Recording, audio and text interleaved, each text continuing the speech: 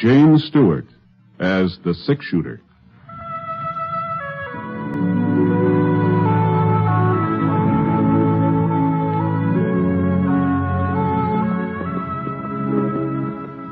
The man in the saddle is angular and long-legged. His skin is sun-dyed brown. The gun in his holster is gray steel and rainbow mother of pearl, its handle unmarked. People call them both the six-shooter.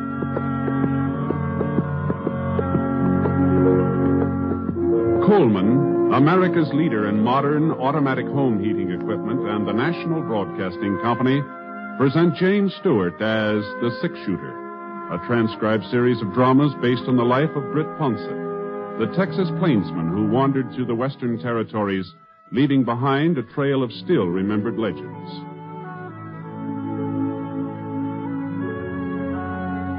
Now, in just a moment, immediately following this important announcement, you will hear Act One of The Six-Shooter. Last year, thousands of Americans who tried to get away with carelessness on the highways were killed or permanently injured in traffic accidents. And remember, accidents don't always happen to the other fellow. Unless you are meticulous in your observance of the rules of highway safety, you and your loved ones are vulnerable to the menace of traffic accidents. Every motorist should take an active role in supporting the safety movement in his or her community. Encourage driver training in your high schools. Teach your children the rules of safety on the highway. Remember, the life you save may be your own. Now, Act One of The Six-Shooter, starring James Stewart.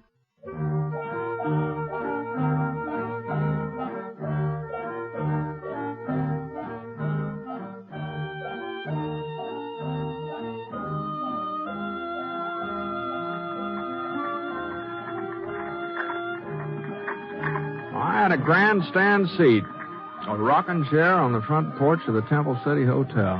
Not that there was much to watch. A couple of women looking at the bonnets in the windows of Bradley's Mercantile, and some kids playing mummy peg over in the alley next to the bank, and the checker game in the shadow of a big elm across the street. But it was a couple of days before I was due to pick up some cattle in Atterbury for Mrs. Pritchard, and, well, Temple City seemed as good a place as any to stop over. I was considering taking a little nap when I saw Will. At least that's who I thought it was. He was coming out of the general store carrying a box of groceries. I couldn't be sure, though, because just as he started to climb into a wagon, another man rode up alongside and shut off my view. Well, look who's in town. You doing the marketing, Will? Thought the women usually did that. But I guess in your case, it ain't such a bad idea to switch things around. I was hoping I'd run into you, Temple. 2 of my cows have been killed this week. You mean your wife's cows, don't you, Will? It wasn't 2, 3. The boys found another one grazing on my side of the creek this morning. You're going to have to do something about that fence of yours. You won't have no stock left at all. That fence was all right yesterday. Maybe. But this is today. Now, you listen to me, Temple. I figure it's about time you done the listening, Will. I want your wife's ranch. Ain't made no bones about it. She was willing to sell until you came along. She ain't willing now. I'll give you $2 an acre. That's more than a fair price. Anybody will tell you that. We're not going to be shoved off that land, not for $2 an acre or 20. Then maybe I'd better talk to Sarah, seeing as how it's her property. No! I'm warning you. You stay away from our ranch and our cattle, or I'll... Well, go on. Tell me what you'll do, Will. I'd be real interested to find out. Come on, Bill. If it was Sarah giving him the warning, I might take it seriously, seeing as how she wears the pants in the family. The wagon moved in closer where I was sitting. I got a good look at him now. He'd changed a lot since last time we met up. He was older, and there were a couple of those squint wrinkles between his eyes. Even so, he still could have been more than 23 or 4, seeing as how he was only about 20 when we worked on the West Star Roundup together. Hey, Will! Hey, Will! I thought he'd recognize me, but I guess I'd changed some, too. I wasn't getting aged or nothing like that, but I'd ripened up a bit, I guess. Anyway, Will kind of glanced my way and then drove on. And from the way he was holding those reins, I had a pretty good idea of what he was thinking. This Temple fella, he pushed him too far. And if I knew Will, he was getting ready to do something about it. Well, there was no point in trying to run him down now. We'd probably meet up later. So I went into the hotel and looked around for a place to sit down. The clerk behind the desk was playing a game of solitaire. Howdy, Mr. Ponset. Something I can do for you? No, don't think so. Room all right? Yeah, it's fine. Room's fine. Real pleasure having you staying with us. Anything you'd like, will you? The Black Queen. Huh? It plays on the King of Diamonds. Oh, thank you. Like to look at the Denver paper? It just came in on the stage. No, thanks. Just the same. I was sort of figuring on a little snooze. A little too much racket outside. I know what you mean. Noah Temple's got a voice that carries all right. I could hear him and Will arguing clear in here. Yeah? Don't amount to nothing now, Mr. Ponset. They've been squaring off like that ever since Will moved to town and married Sarah Blake. Oh? Oh, looks like I'm stuck. Good thing I'm not playing at the gambling hall. I'd be out $50. You see, Noah's got the idea of buying Sarah's ranch, and there ain't going to be no stopping him until he buys it. Will he need her land for any reason? Sure thinks he does. Now, if I can just get me the ace of spades. 40 years ago, Noah's grandfather started this town. He owned all the acreage between the foothills and the creek out south. Old Temple City was named for him, as a matter of fact. Is that so? But the old man's son, Fred, well, he wasn't much good. First thing you know, he'd sold off nearly everything his dad had left him. When Noah took over, he swore he'd get all the Temple property back again. Guess it sort of stuck in his craw that Temple's wasn't the biggest outfit in the valley no more. Doggone that Black Seven. How's Noah Temple been doing? Well, first folks didn't take him serious. They thought he was just a talker like his father, but he sure fooled them. Yeah, today he's got more acres than his granddaddy ever had. There's only one piece of the original Temple setup he ain't been able to buy back. That land of Sarah. Oh? Sure was a surprise when Will wouldn't let her sell it.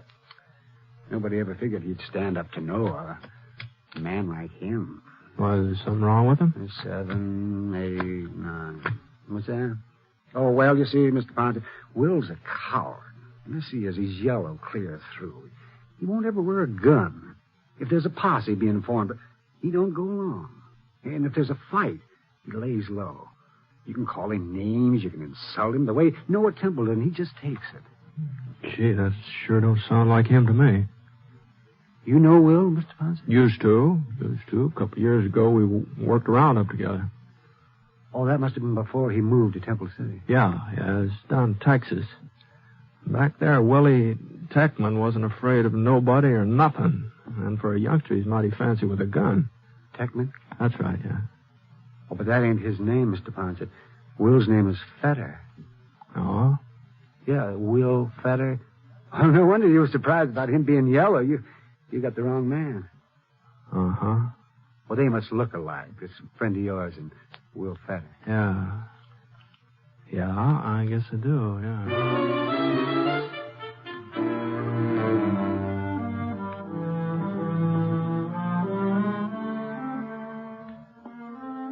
I went upstairs to my room, started to pull my boots off. You know, it's funny. I hadn't been doing anything but sit all day, and my feet hurt worse than I'd been walking 20 miles. Oh.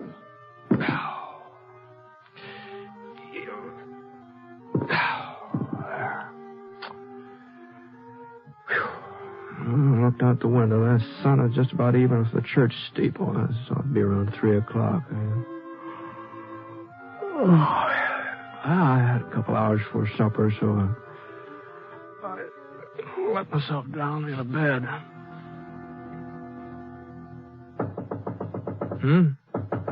Yeah? Yeah. Well, come on in. Mr. Ponset? Oh, excuse me, ma'am. I didn't know it was a lady. I'm sorry to bother you, Mr. Ponset. Oh, not at all. I wasn't exactly what you'd call busy. Won't you sit down here? Thank you. Yeah, wait, I'll get those boots out of your way. Mr. Ponset, I'm Will's wife. Oh, I'm pleased to meet you, ma'am. Will told me you were in town today. He saw you. And you saw him, didn't you? Yes, ma'am. At least I thought I did. Well, you can't tell anyone he's here, Mr. Ponson. Oh? You didn't come to Temple City looking for Will, did you? Will thought maybe that was the reason. We heard about what happened in Prescott last winter when you came across Bar Cleaver. Yeah, well, you heard wrong, ma'am. I didn't come across Cleaver. He came across me. And as for Will, He's made a new life here. A good life. If he has to go back to prison... Prison? Oh. Well, you knew about the bank robbery in Austin and about him breaking out before... You knew, didn't you? No, ma'am. No, I haven't been back that way since... Then you wouldn't have told the marshal? But we thought... We were sure... What have I done? No, just take it easy, ma'am. Oh, if I hadn't come to see you, nobody would have known he was Will Techman. Things have a way of coming out sooner or later. How much longer was Will supposed to serve? 2 years. Uh-huh. Well, that's not so long when you're young. We're going to have a baby, Mr. Ponson. But I almost wouldn't want to have him if he was going to grow up knowing his father'd been in prison. Why should Will have to go back? Why? Well, I guess maybe you'd better ask the judge who sentenced him, ma'am. What I mean is they say it's so a man will live a decent, respectable life when he comes out. And Will's already living a decent, respectable life. He works hard. He never makes trouble for anybody. He doesn't even wear a gun, and he promised me he never will. Was that your idea, not wearing a gun? Before we were married, he told me about the trouble in Austin and how he broke out of prison. I suppose I should have made him go back. But I was so much in love I couldn't. So I asked him to give me his word he'd never use a gun again. Never even carry one. Well, it must have been kind of hard on a fellow like Will to keep holding himself back that way. It hasn't been easy. I've heard what men like Noah Temple call him. But Will takes it. He's kept his word. This fellow Temple, the way he and Will were going at it today, it sounded like they were heading for trouble. Won't be anything serious.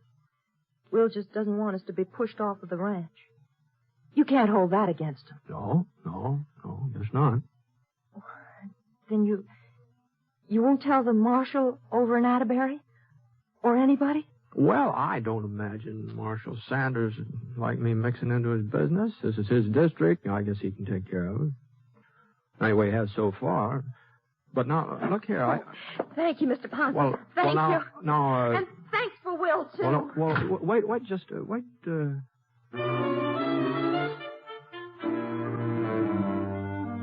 after all, most of what she said was true. Sending Will back to prison might do more harm than good. And it wasn't up to me to sit judgment on him.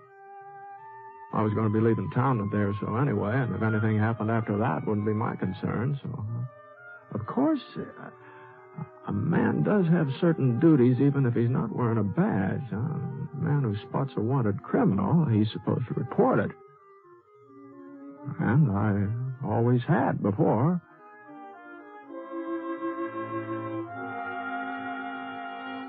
I scraped some of the mud off my boots and washed my face, put on a clean shirt, and went downstairs into the lobby.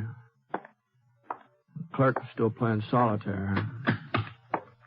Just beat myself again, Mr. Ponson. If I was playing in the gambling hall, I'd be ahead about $140. Pretty good for one afternoon, ain't it? Yeah, real good.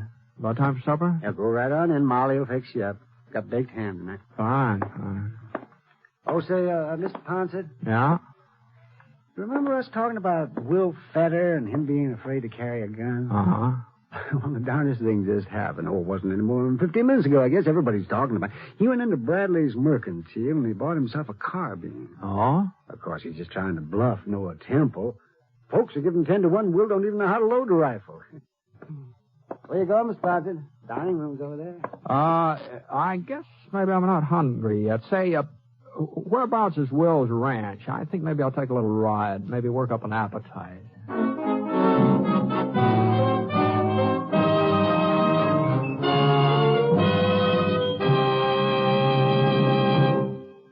We'll return to James Stewart as the six-shooter in a moment. First, a word from Coleman, America's leader in modern automatic home heating equipment. when winter comes, does your house shrink like this? Well, I guess it's time to close off that back room. There's just no way to heat it. Don't deprive yourself of valuable living space. Get a Coleman automatic heater and enjoy new warmth in the hardest-to-heat room. Get your Coleman oil or gas heater now during Coleman's big bonus sale. You'll get 3 bonuses. A new low price. Yes, now you can get a dependable Coleman oil or gas heater at a new low price. A new low operating cost. Coleman saves you up to 25% on heating bills because Coleman gives you maximum heat from your fuel. And a 32-piece set of Libby safe-edge glassware worth $14. It's free with your new Coleman heater. Get 3 big bonuses during Coleman's big bonus sale. The sale is for a limited time only, so see your Coleman dealer tomorrow. Look for his name in your telephone directory. Remember, comfort costs so little with a Coleman.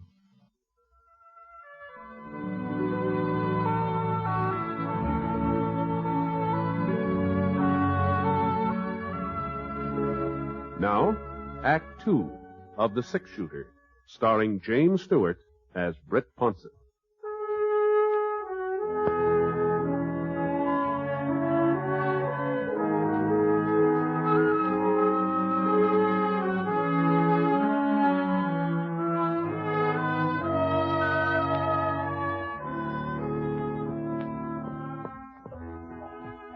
That ranch was about 2 miles south of town, and from the outside looked neat and comfortable, well kept up.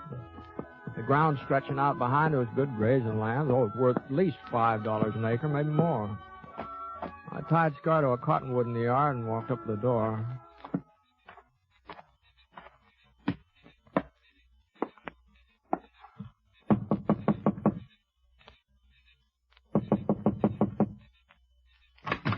About time you got home, Will. That was... Oh, Mr. Ponset. Evening, ma'am. Come on in. Will's not here? No, he was gone when I came back. He must be out tending the stock. Uh-huh. What's wrong, Mr. Ponset? You haven't changed your mind, have you? Where's the Temple Ranch lie from here? It's all around us. All 4 sides of our land. And Temple's ranch house, where's that? East. Due east. But what's that got to do with it? What's happened? Will was in town this evening. He bought a rifle. I don't believe it. He promised me. You're wrong, Mr. Ponset. Will isn't gunning for Noah Temple.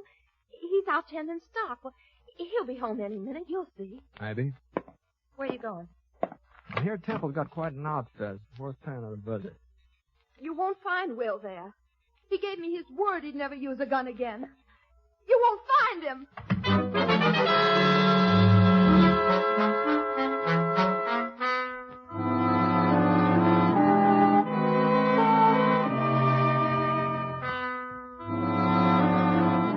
I headed due east for about a quarter of a mile, and when I came to the edge of Will's property, I saw a sorrel tethered to a fence post. Looked like Will had decided to go the rest of the way on foot, so I climbed out of the saddle and looked around. There was a big break in the fence, but the cattle hadn't made it. That barbed wire had been cut. And there were 4 heifers and a couple of steers lying just over the Temple boundary.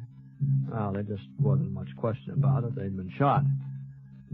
So I crawled through the opening and went right past a big sign that said, Temple Ranch, trespassers will be shot. I found some footprints. I figured they were Will's.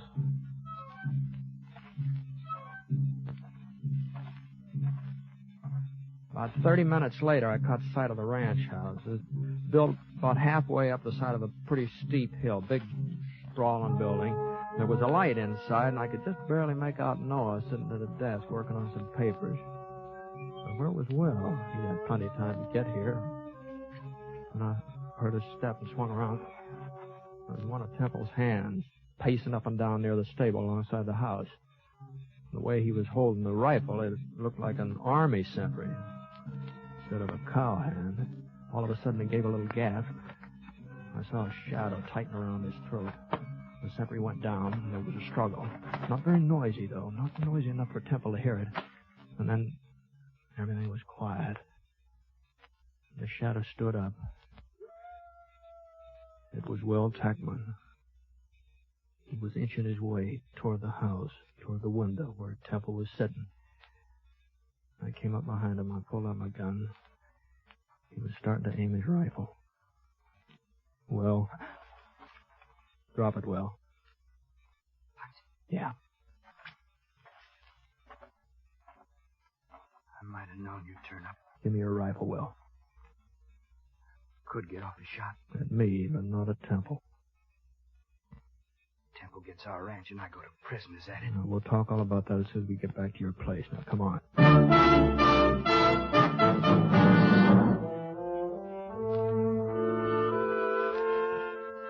I carried Will's rifle and led the way. About 20 minutes later, we passed another one of Temple's guards. He was dozing, didn't notice it. Still had a couple of miles to go before we'd reached the fence where we'd left the horses. Will was sort of panting for breath. All right, let's rest a minute. Okay. I thought you promised your wife you'd never take up a gun again, Will. Mr. Ponce, I... You see them dead heifers over by the fence? Yeah? Had about wipes I heard of. I found them. I had to do something. As long as you knew who I was anyway, as long as I was going back to prison, I had to fix it so Sarah wouldn't have the ranch taken away from her. You wouldn't think a piece of land would be worth everybody getting so excited about. I've been shoved around, Britt. Ever since I was a kid, I've been shoved around. Even when I held up the Austin Bank, I wasn't the one who... The one who what? Nothing. Since I married Sarah, well, I've had to take a lot that other men wouldn't put up with because of her and because of her knowing what I was. This thing with Temple got under my skin. I made up my mind to stand up to him. A man's got to take a stand sometime, somewhere. Oh, I'm sorry, Will, but... Hey, what's that? Get down, Will. Yep. We've got you dead to rights, brother. Trespassing. I ain't alone, Temple. Britt Ponce's with me. Ponce? That's right, Temple. I might have known Feta wouldn't come alone. Well, I guess 4 of us can take care of 2 of you. He won't be much use to you, Ponce. Not enough fight. Okay, boys, move in. I could see one of his boys firing from behind a tree behind him. So I aimed at his arm. And the bullet hit him on the shoulder, and he lurched forward. That meant only 3 of them now, but they were closer.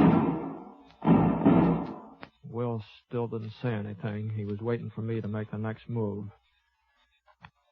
I tossed him the rifle.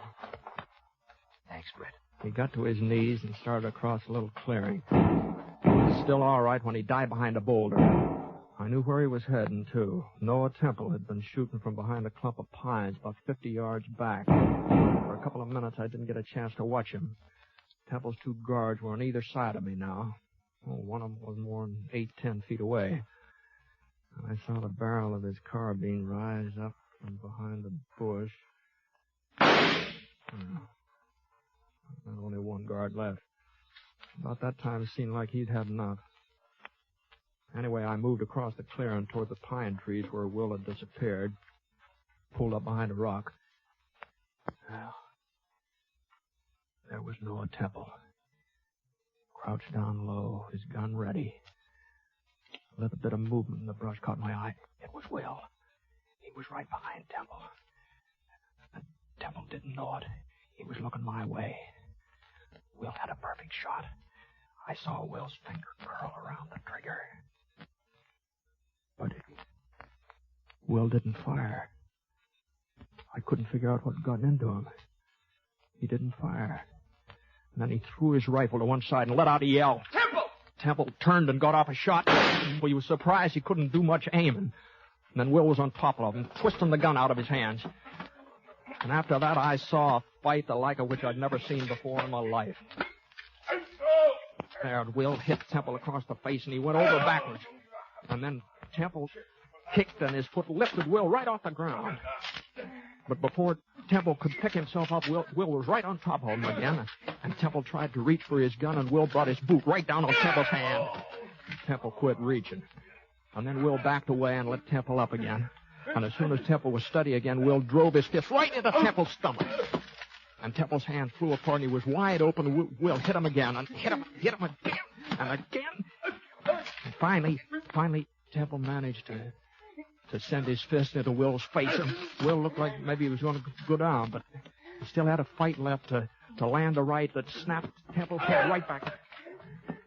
And it was Temple that toppled over. And then I knew he wasn't going to get up again, not for quite a while.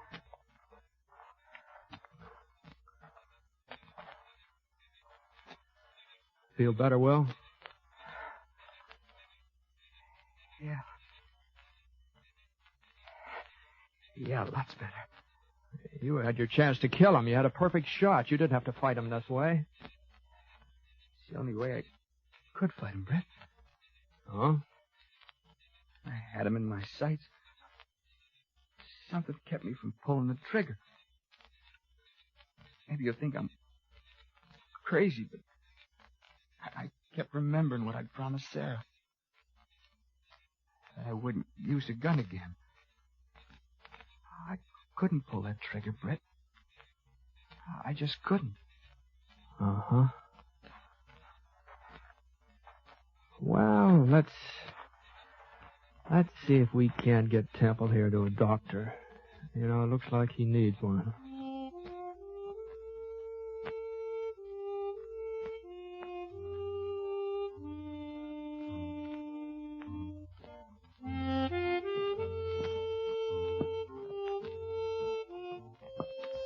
We left Noel with the doc in Temple City, and I started off for Atterbury. I've made up my mind to tell the marshal about Will, all about him. Sarah and Will, they agreed. They think I should, too. But then again, the way I see it right now, the state of Texas is looking for a gun-toting bank robber named Will Techman, and I just don't think Marshal Sanders would be very much interested in a law-abiding rancher who's called Will Fetter.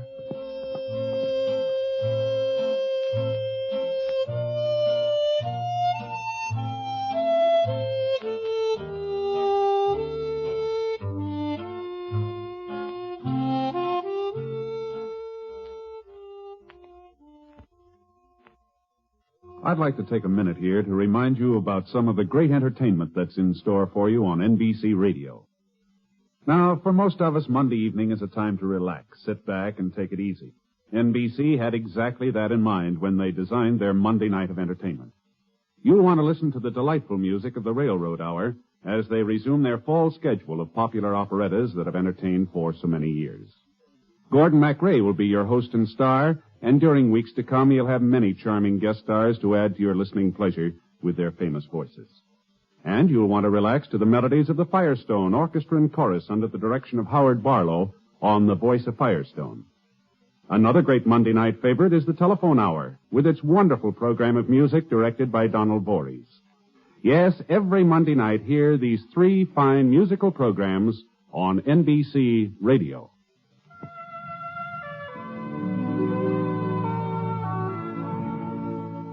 Coleman, America's leader in modern automatic home heating equipment, and the National Broadcasting Company have presented James Stewart as the Six-Shooter. Mr. Stewart may currently be seen in the Universal International picture Thunder Bay. Others in the cast were Michael Ann Barrett, Herb Ellis, Howard McNear, and Will Wright. The Six-Shooter is an NBC Radio Network production in association with Review Productions, and it is based on a character created by Frank Burt. And today's transcribed story was written by him. Special music was by Basil Aslam, and the entire production is under the direction of Jack Johnstone. All characters and incidents were fictitious, and any resemblance to actual characters or incidents is purely coincidental. Hal Gibney speaking.